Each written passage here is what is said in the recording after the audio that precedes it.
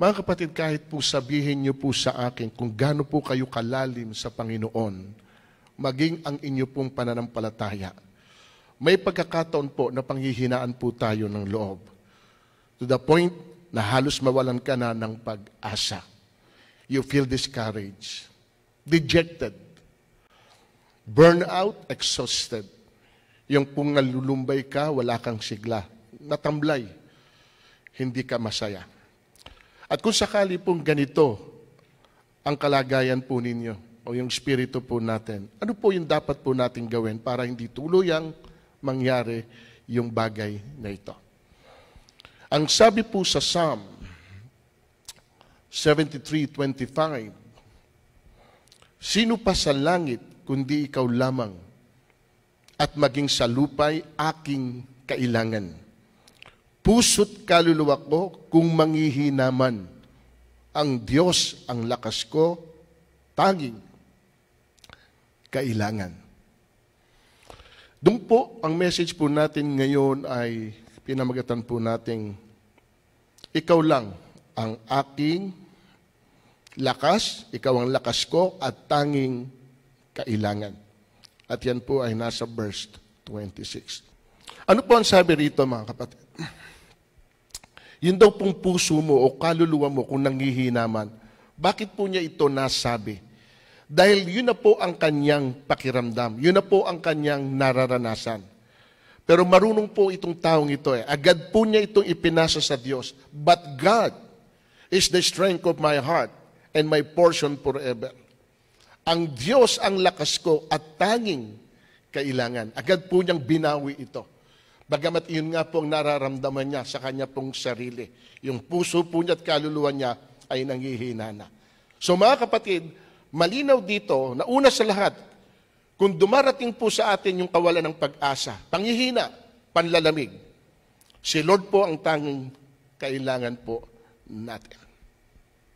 Tanging ang Panginoon lang. Sapagkat ang sabi po niya sa Psalm 19 verse 7, the law of the Lord is perfect, reviving the soul. The statutes of the Lord are trustworthy, making wise the simple. Reviving the soul. Yung pong reviving, muling ibalik sa dati, to be restored. Sino po makagagawa nito? Tanging ang atin pong Diyos. Yung salita po ng atin pong Panginoon. Yun ho bang naranasan po natin at nararanasan po natin? Tayo lang ba nakakaranas nito? O posible rin po na maging ang Panginoon natin ay dumaan sa ganito rin pong sitwasyon, sa ganito rin pong pakiramdam. Yung nababagabag po ang kanyang loob. Kasi parang tayo lang po kasi nakakaranas ng panghihina ng loob, nababagabag tayo sa mga bagay na nakikita natin at nangyayari po sa atin. Sa Matthew 26:36, at isinama sila ni Jesus sa isang lugar na tinatawag na Getsemani. Sinabi niya sa kanyang mga alagad, dito muna kayo, mananalangin ako sa dako roon. Verse 37, ngunit isinama niya si Pedro at ang dalawang anak na si Zebedeo at nagsimulang mabagabag at maghirap ang kanyang loob. So hindi lamang po tayo ang nakaramdam nito, mga kapatid, kundi maging ang atin pong Diyos. Sabi pa niya sa 38, sinabi niya sa kanila, ang puso ko'y tigib ng hapis na halos ikamatay ko. Maghintay kayo rito at makipagpuyat sa akin. Kita po ninyo ang sinabi niya rito? My soul is overwhelmed with sorrow to the point of death. Ang puso ko ay kay tigib ng hapis na halos aking ikamatay. At dito po, mga kapatid, naging totoo ang ating Panginoon sa kanyang nararamdaman. Kaya po niya nasabi rin yung bagay na ito. Pero alam niyo ba, bagamat nararamdaman ng ating Panginoon ito at nararanasan niya, may sinabi po sa John chapter 12:27. Ito po ang sabi niya, ngayon, ako'y nababagabag.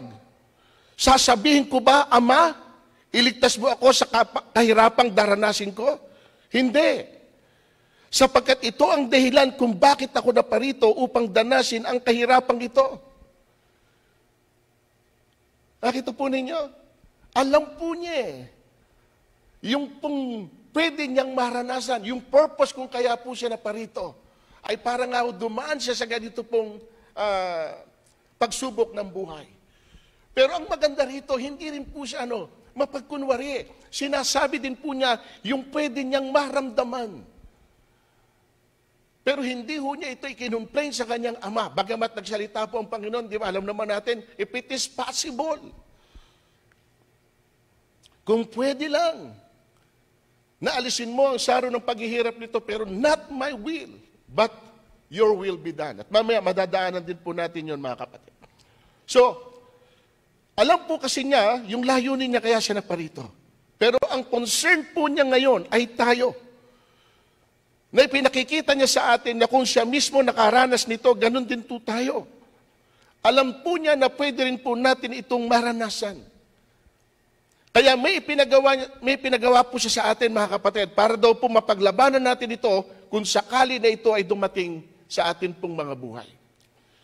Meron po siyang in-advise dito sa atin. Meron po siyang sinabi na ito ang gawin ninyo. Kung gusto ninyo na mapaglaban at mapagtagumpayan yung mga bagay na pwedeng dumating sa buhay ninyo. I don't know kung ano po yung sitwasyon nyo right now. Ito na naman po, wala tayong kasiguruhan. 1 linggo lang ba itong GCQ na ito? O ECQ na ito? I don't know. Wala tayong pong kasiguran. But anyway, ang mahalaga rito ay kung paano natin ito malalabanan, kung paano natin ito mapagtatagumpayan kung sakali na tayo po ay nakakaramdam ng panghihina ng ating kalooban. Marami po hindi nagsasalita pero nadi-discourage na po yung iba. Pero may sinabi rito sa atin ng ating Panginoon. At ito po yon sa Efesos 6:10. Sa wakas, magpakatibay kayo sa pamamagitan ng inyong pakikipag-isa sa Panginoon at sa tulong ng dakilang kapangyarihan niya. Sa wakas, magpakatibay kayo. So ito po yung iminumungkahi ng atin pong Panginoon sa pakikipag-isa ninyo sa akin.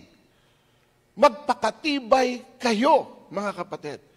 Sa verse 11, isuot nyo ang baluting kaloob ng Diyos upang mapaglabanan ninyo ang mga lalang ng dyablo. Kaya't isuot ninyo ang baluting mula sa Diyos, sa gayon, makatatagal kayo sa pakikipaglaban. Pagdating ng masamang araw na yon at pagkatapos ng inyong pakikipaglaban ay matatag pa rin kayong nakatayo. Iyon po yung pinakamaganda rito. Hindi sinabi ng Panginoon na wala ho tayong laban. Okay? Meron pong battle. Meron pong pakikipaglaban tayo. Pero binigyan po niya tayo ng kakayahan din. Ito po yung atin pong kailangan. Isuot natin yung mga bagay na ito so that kung sakali daw na-engage tayo sa ganito pong laban, mananatili tayong matatag na nakatayo. At ito rin po ang gustong makita ng ating Panginoon sa bawat isa sa atin, mga kapatid. Maraming gusto ho na tayo pabaksakin. Marami ho ang gusto tayo ay panghinain. Mawalan na tayo ng gana sa lahat ng ginagawa natin. Mawalan tayo ng pag-asa, lalo na sa mga nakikita po natin. Yan ang intensyon. Hindi lamang po ng mga taong ginagamit ng kaaway, kundi mismo ang kaaway. Pero gumagawa ang Panginoon dito ng paraan para mapagtagumpayan natin yung bagay na pwedeng dumating sa buhay po natin. At itong sinabi niya, matatag pa rin kayong nakatayo. Kita niyo po? Kung susundin lang natin yung mga sinasabi sa atin ng Panginoon, yung pinapayo niyo po sa atin, hindi tayo darating dun sa punto na panghihinaan tayo na totally nababaksak po tayo. Hindi ko sinasabing hindi natin ma-encounter yung ganitong damdamin. Pero kung sakali man, may isang Diyos na nag-i-encourage po sa bawat isa sa atin, bagamat siya mismo ay nakaranas din ng panghihina at kabagabagan ng loob. Nangyari po ito sa Kanya. At alam niya na mangyayari din po ito sa atin. Pero kung paano niya napagtagumpayan yung bagay na ito, yun po yung itinuturo niya po sa bawat isa po sa atin. Sabi po niya sa mga alagad, sa John chapter 14 verse 1, let not your hearts be troubled. Bakit po niya sinabi ito sa kanila? Dahil meron siyang gustong ibigay sa kanila. Huwag kayong mabagabag. Let not your hearts be troubled. Because it's the same chapter 14, verse 27, ito po yung word. My peace I leave with you, my peace I give to you. Ito niyo po. Kaya ho sinabi niya po sa atin, let not your heart be troubled. Ini-encourage tayo ng Panginoon. Huwag kayong panghinaan ng loob. Huwag kayong malumbay. Huwag kayong totally na parang malungkot na wala ng pag-asa. Ang sinasabi rito sa atin ng Panginoon, mayroon akong pwedeng ibigay sa inyo na hindi kayang ibigay ng sanlibutan ito. My peace I give unto you. Napakabigat, mga kapatid, na isipin na mayroon kang pinagdadaan ng ganon. Pero sasabayan mo, paano mo makukuha yung kapayapaan na ibinibigay sa atin ng Panginoon kung nandun ka sa ganong sitwasyon. Balikan po natin yung Matthew 26:36. At dito po natin kunin yung mga dapat nating gawin tulad ng ginawa po ng ating Panginoon nang makaranas po siya ng ganitong damdamin.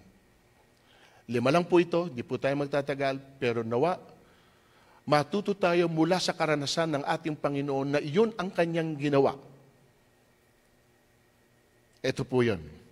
Number 1, pumili ka ng mga kapatid na malapit sa iyo. Yun ang isama mo. Isama mo saan? Kapag ka dumarating sa iyo yung panghihina na ng loob, kawala ng pag-asa, nalulumbay ka, nalulungkot ka na. May mga kapatid ka na pwede mong isama para magbigay ng kalakasan sa iyo. Bakit ito po ang payo ko sa inyo?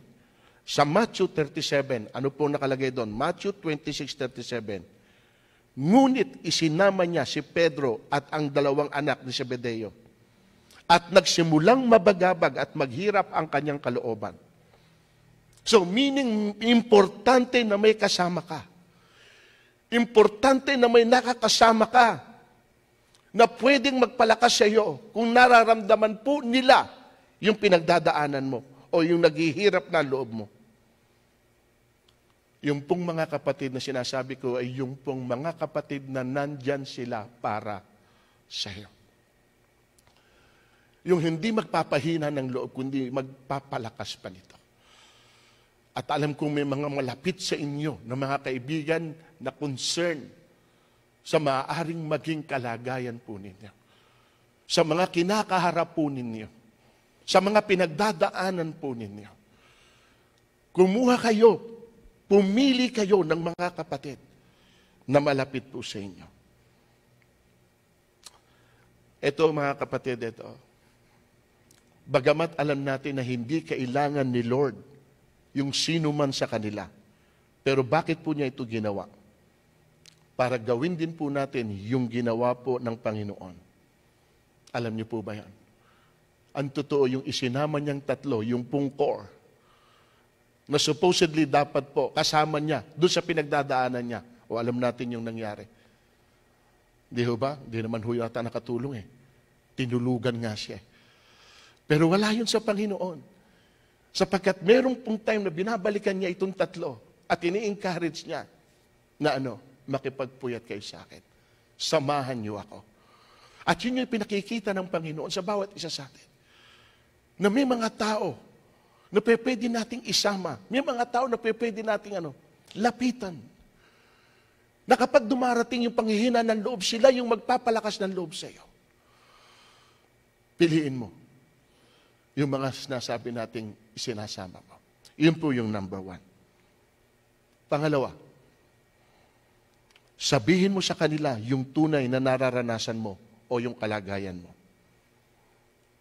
Sa verse 38, anong ginawa ni Jesus? Sinabi niya sa kanila, nakita nyo? Sinabi niya sa kanila, ang puso ko'y tigib ng hapis na halos ikamatay ko.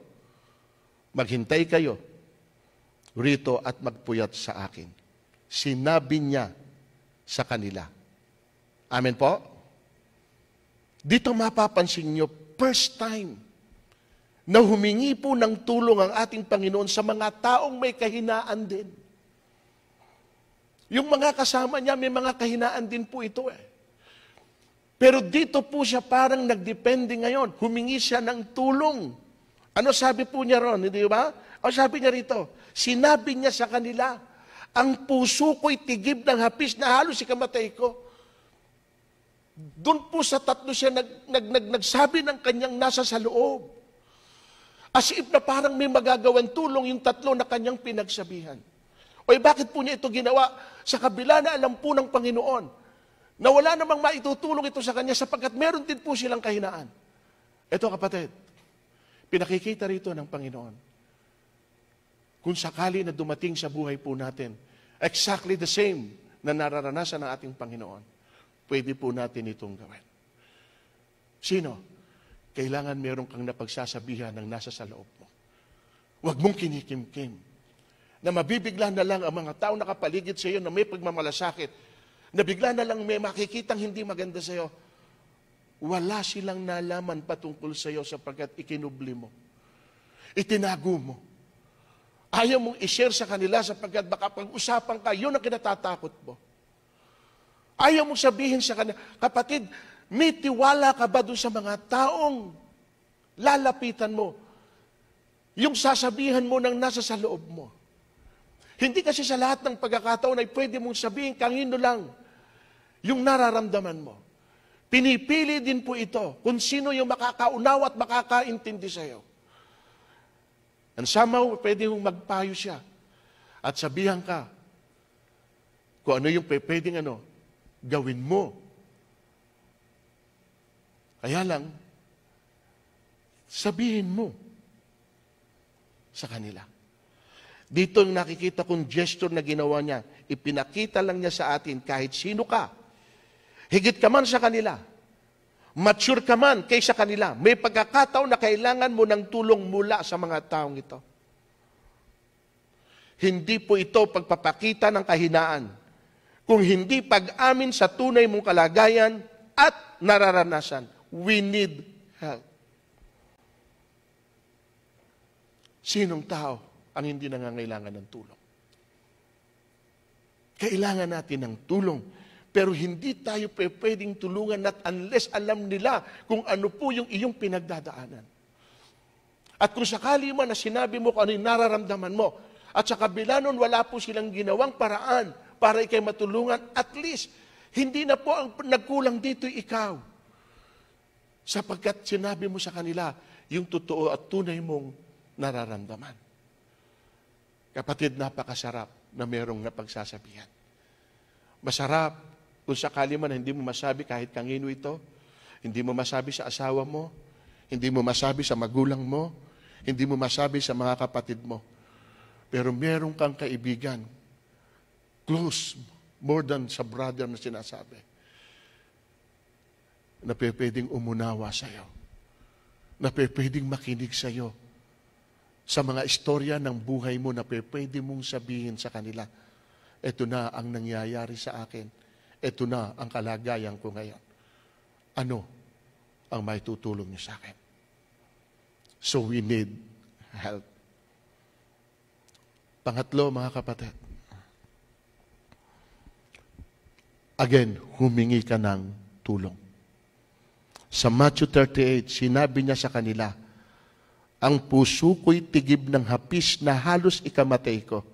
Maghintay kayo rito at makipagpuyat sa akin. In essence, samahan niyo ako kahit isang oras lang asking for help. Nabanggit ko kanina ulitin ko, sino sa atin ang hindi kailangan ng tulong? Pero sinong tutulong sa iyo kung wala kang kasama? Sinong tutulong sa iyo kung wala kang nasasabihan ng iyong problema? Sino? Sa Santiago chapter 5 verse 16, kaya nga ipagtapat ninyo sa inyong kapwa. Ipagtapat ninyo sa inyong kapwa ang inyong nararanasan at ipanalangin ang isa't isa upang kayo'y gumaling. Malaki ang nagagawa ng panalangin ng taong matuwid. A fervent prayer for righteous availeth much. You need somebody who can pray for you. Yung mga tao talagang nagpapahalaga sa iyo. Pero kailangan mo sabihin, okay, kailangan mo ng tulong. Amen po ba mga kapatid? Pang-apat, at isa na lang po, we're done. Sabihin natin sa Diyos yung tunay mong nararamdaman. Matthew 26:39, pagkalayo ng kaunti, nagpatira pa siya at nalangin. Kung maaari, ilayo mo sa akin ang saro ng paghihirap na ito. Gayunman, huwag ang kalooban ko, kundi ang kalooban mo ang mangyari. Nagpatira pa at nanalangin. Ito po yung best na pwede po nating gawin, na sa Kanya po natin lahat idulog yung mga bagay na nangyayari po sa atin. Of course, binanggit ko, may mga tao na nandyan sa tabi mo, na pwede natin pong hinga ng tulong, pwede natin sabihan ng nasa sa loob. Meron. Pero higit po sa lahat, ito po yung ginawa po ng ating pong Panginoon. Hindi po siya na-settle doon sa bagay na ginawa lang niya doon sa mga taong nakasama niya, kundi dito po, sa kanyang ama niya sinabi, yung pong talagang nasa sa loob niya, Ama ko, kung maaari, ilayo mo sa akin ang saro ng paghihirap na ito. Gayunman, huwag ang kalooban ko, kundi kalooban mo mangyari. Matapos nating sabihin sa mga malapit sa atin, sa mga taong pinagtitiwalaan natin, finally, sa Diyos mo idulog lahat ng ito. Dahil sigurado po ako sa inyo, alam lahat ng Diyos ang nangyayari sa bawat isa po sa atin. Alam po ng Diyos. Lamentation chapter 3:34, hindi nalilingid kay Yahweh kung naghihirap ang ating kalooban. Hindi nalilingid kay Yahweh kung naghihirap ang ating kalooban. Nakita nyo? Akala po natin hindi po sa concern. Diba? Alam po ng Panginoon. Exodus 3:7, sinabi sa kanya ni Yahweh, nakikita ko labis na pinahihirapan ng Ehipsyo aking bayan. Alam ko ang hirap nilang tinitiis. Narinig ko ang kanilang mga daing. Nakikita ko, alam ko ang hirap, naririnig ko. Bakit po ito ipinakikita at inilalatag sa atin ngayon? Sapagkat kapag ka narinig, nakita ng Diyos, narinig, meron siyang knowledge, meron po siyang ginagawang paraan para po tayo ay tulungan. Para po tayo abutin dun sa atin pong kalagayan. At hindi nalilingid po ito sa atin pong Panginoon. Provided na talagang kahit alam na ng Diyos, pero hindi po tayo rin naglihim sa Panginoon na sabihin din sa Kanya, Lord, nanghihina na po ang aking pong loob. Tulungan mo ko. Sa Kanya po tayong magsabi ng tunay po nating nararamdaman. And finally, mga kapatid, ipaubaya mo ang lahat sa Diyos. 39. Pagkalayo ng kaunti, nagpatira pa siya at nanalangin, Ama ko, kung maaari, layo mo sa akin ang saro ng paghihirap na ito. Again, gayon man, huwag ang kalooban ko, kundi ang kalooban mo ang mangyari. He rested his soul in the sovereign wisdom of God. Yung alam mo sa sarili mo na hindi mo na kaya, ipaubaya mo ng lahat ito sa Diyos. Kalooban niya ang mangyari. Huwag ang kalooban po natin. Church, mahalaga po na sa panahon na dumating yung discouragement, despondency, burnout, dejected, always remember yung ipinakita ni Lord na dapat po nating gawin. Yung 5 puntos na binanggit ko po sa inyo. Iyon ang ginawa ng atin pong Panginoon na ipinakita po niya sa atin nung siya'y nakakaranas ng ganun pong panghihina na bagabag ang kanyang loob. At kung dumating man din sa atin yung ganito pong punto, ganun din daw po ang gawin natin. Kung paano po nalagpasan ito ng ating Panginoon. And here's my conclusion, church. Huwag natin laging isipin na kaya nating lahat itong mga nangyayari sa atin. Sa mga haharapin po natin, ipinakita po rito sa atin ni Lord yung paraan kung paano natin harapin. Yung mga discouragement, kawalan ng pag-asa, yun lang din po ang gawin po natin na pamamaraan. Sundin natin yung sinabi niya sa atin. At naniniwala po ako, mga kapatid, na mapagtatagumpayan po natin ang lahat ng darating sa buhay po natin. Dahil again, si Lord ang kalakasan natin. Siya ang lakas natin. God is my strength and my fortress forever. Wala ho tayong pwedeng kunan ng lakas maliban po sa atin pong Diyos. Mga kapatid, may kahinaan ang bawat isa sa atin. May hangganan po tayo kung hanggang saan ang pwede nating gawin. At yung kakayahan natin ay meron pong limitasyon. Pero merong isang Diyos na nagtuturo sa atin ng mga bagay na dapat po nating gawin. At siya po yung magsilbi nating kalakasan.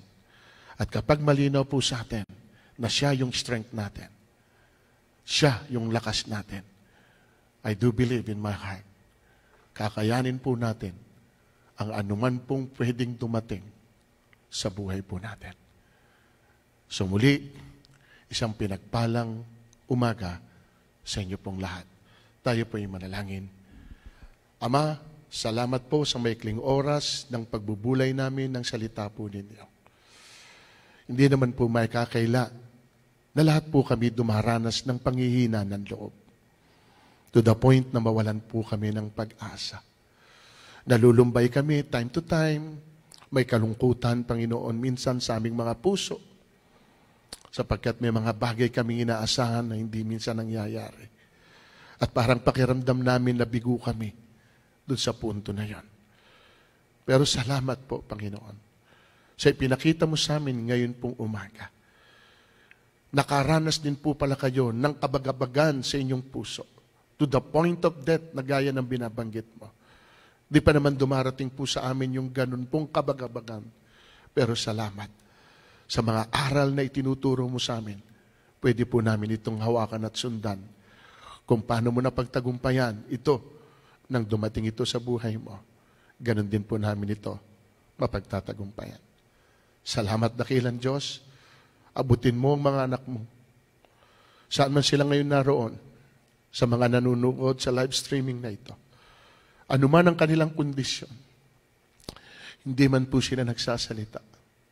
Kung meron pong nanghihina na ang loob sa kanila, nawawala ng pag-asa, kayo ang magbigay ng kalakasan sa kanila. Salamat po. Pinupuri ka namin. Dinadakila ka namin. Ito po aming samot dalangin sa pangalan ni Jesus. Amen and amen.